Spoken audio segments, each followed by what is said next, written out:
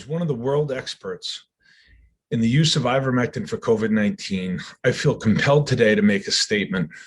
And that statement is in response to the recent announcement by the US government that they're entering into a contractual agreement with Merck where they're going to commit $1.2 billion of taxpayer money in order to enrich Merck for a drug which has already been the source of a whistleblower complaint and which has already failed in hospitalized patients. They are now testing it in outpatients when we already have a drug which is low cost, safe, widely available, which has been proven to work in many phases of the disease, not only as outpatients, but inpatients.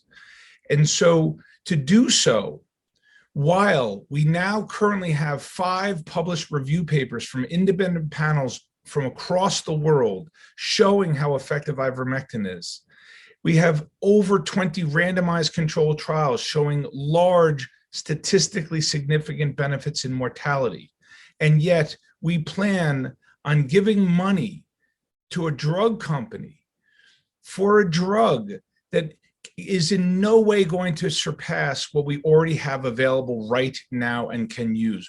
That money should instead be given to supply ivermectin to the country. This is a colossal waste of taxpayer money. We know this drug works. We're seeing it work around the world. We now have evidence from multiple countries who've adopted it into their guidelines. What happened in Mexico is they emptied their hospitals and they've essentially rid the country of COVID using ivermectin. We just got a report from Argentina where their program is showing large reductions in the need for hospitalization, and the crisis in India in a number of states was turned back with widespread use of ivermectin. We should not be spending or giving any more money to a drug company who has behaved in the way that it has around ivermectin. I need to call attention to how disturbed I am at Merck's actions on February 5th, where they issued a statement that there was no evidence to support the efficacy of ivermectin.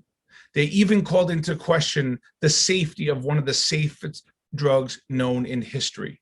That statement was a lie. That was a lie, and it's hurting patients, and it's caused an incalculable loss of life. And to let that go unanswered is unacceptable. And to commit money to a company who behaves in this way is ridiculous. They should instead be saddled with a colossal fine. And we cannot sit by and let our government do this.